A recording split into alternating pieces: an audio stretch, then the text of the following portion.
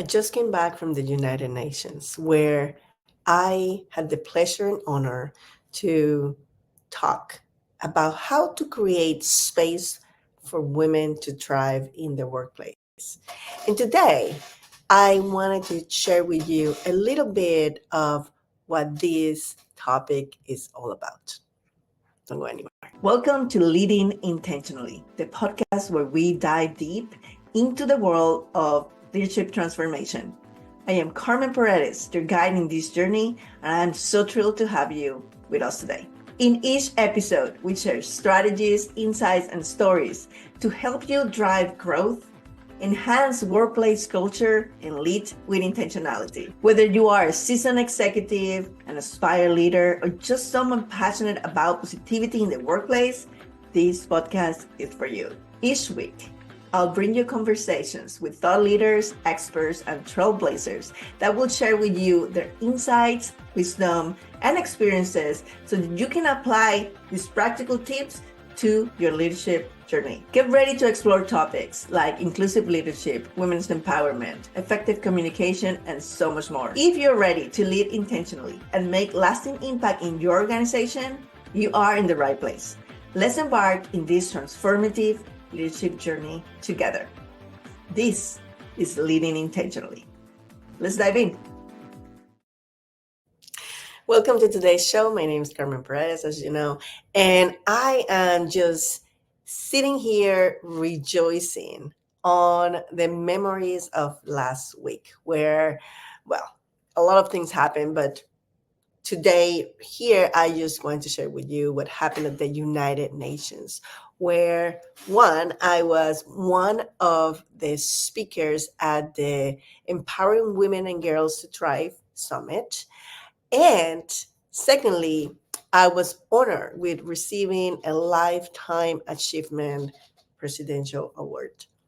And I wanted to share with you a little bit of the journey and the topic, the talk I share with at the United Nations.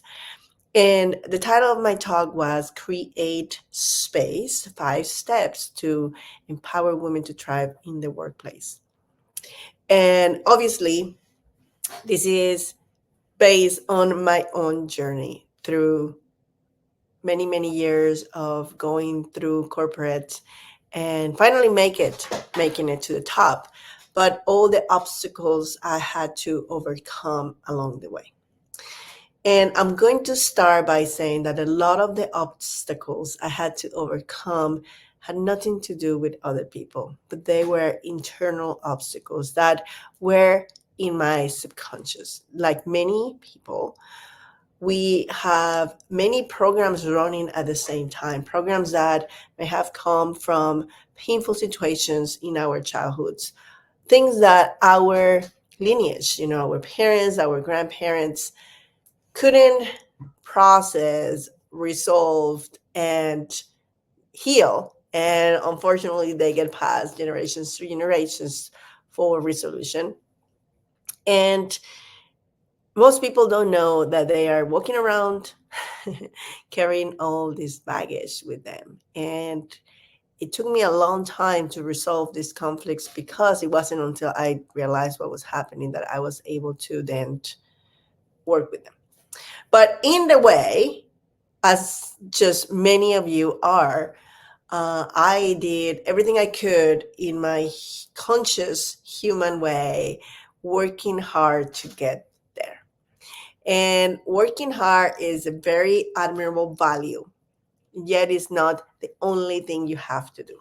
Because when working hard is the only thing you're putting forward, what's happening is that you are swimming against the current, right? And you might be able to get to the shore, but it's going to take you a lot of time. So when I am talking with audiences about creating space for women to thrive, I am talking both to the women who want to thrive, but also to the leaders that are in charge of the success of the organization and their employees.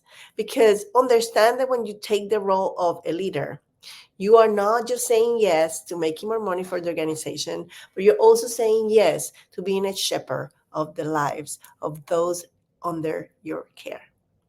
And women are in a special category, not because of sex, not because we're women and others are men, but because there's so much other things, so many other things happening in our psychic, so many other things happening in society that condition us and prevent us to do things the same way.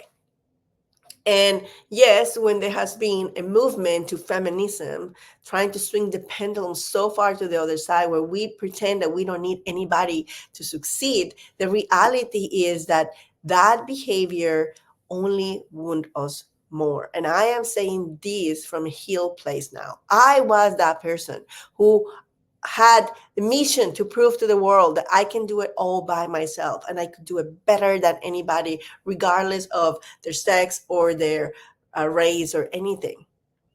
And understanding that living in that constant masculine energy only got me to burn out was my salvation, if you want to say it that way. And it wasn't until I returned back to my feminine energy, my womanness, when I accept that, yes, I need help from those around me and I do need guidance from a leader, regardless of at what level you are, that everything changed in my professional life. So, for women who are listening to this recording today, I want to say there's many ways for you to heal those things that you have inside of you that are preventing you from really tapping into your own creative genius, and you're also doing exactly what you need to do by working hard. So don't stop working hard, but also try to heal the other things. For the leaders, since this podcast is about leading intentionally, I want to share with you the 5 steps that you can use today, the 5 pillars that you can use today to empower women to thrive in your workplace. And I have given these 5 pillars the name of the acronym of SPACE. Huh? Pretty cute, right? So SPACE stands for Standards, Protection, Awareness, Culture, and Expression. And I have understood these are the 5 pillars that every organization needs to have in place to empower women to thrive through more than 20 years of rolling up my sleeves to help women thrive, not only in corporations, but also in small businesses. And I've done this through mentorship, coaching, and workshops.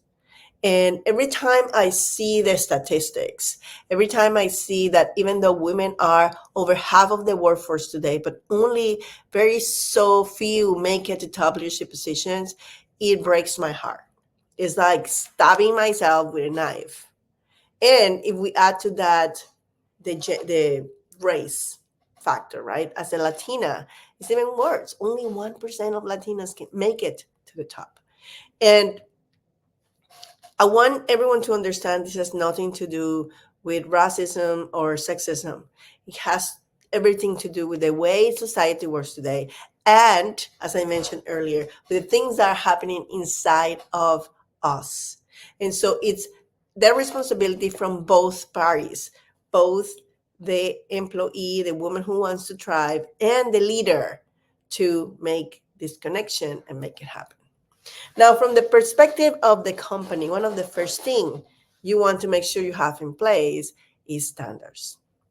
And you can say, especially if you work in HR, sure, we have standards, we have policies in place. Well, are they enforced? Are you making sure that a woman can come out and say, I don't feel safe, I don't feel heard, I don't feel valued? And you might be thinking, this is too much work. Why would I want this to happen? And the reason is because when you have enforced standards, all of a sudden, you're taking a huge cost out of your P&L because you'll be reducing anti-harassment or harassment complaints by up to 50%. according to a study from Catalyst. But you also be elevating employee morale. Also, men feel better when women are not feeling threatened by other predators. And let's not pretend this is not happening, because it happens everywhere. There are people who, in their woundness, only want to hurt others. And unfortunately, women are an easy target, especially when it comes to wanting to make it to the top. So, as leaders, we need to make sure that the women in our organizations, in our teams, in our environment feel safe with standards are enforced. The second pillar is protection. And I'm not saying let's put bodyguards around every woman. Of course, that's not practical. That's not what I'm trying to say here. I'm talking about protection in the way of strong support systems and mentorship. There is about nothing more impactful in a woman's career than having mentors. And mentors don't have to last the whole life, right? As you progress professionally, you might need someone different. Same with coaches, right? You get someone that is a little ahead of you where you are right now. And then when you match or surpass that person, you need a new mentor. Even McKinsey has a study in place that shows that companies that have this structure in place see up to 30% higher representation of women in top leadership positions. And why do you care about this? Because all of a sudden you are enriching your culture, enriching your workplace with new perspectives and new solutions, with new on top ideas that will be able to help you reach those markets that you cannot reach right now. Besides, when there are more women at the top, the women that are coming below can see that example and increases the job satisfaction and retention among female employees. It's like we all rise together. So tell me that that doesn't affect your P&L in a positive way. Then the third pillar is awareness.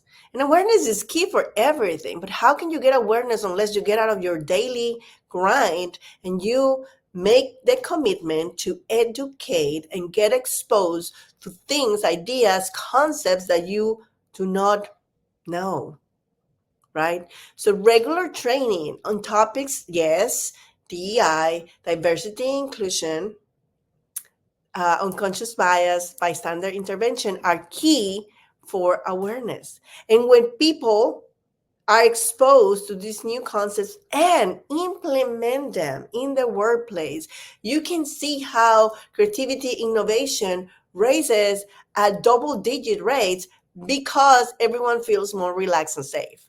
So it's like a compounding effect. And then when you have awareness, then you can implement the fourth pillar, which is culture. And a positive culture, one that not just has a checklist which says DEI, okay, I'm going to check it. No, that doesn't work. A company with a culture that actually celebrates diversity can expect to see higher engagement and productivity on the average of 27%, which is huge. Look at your bottom line now and ask yourself, are your people being productive? Are they engaged, or they decided to quiet quit already on you? And this could be because of the culture that you have. And if they feel discriminated in any way or fashion, they're going to check out automatically, right?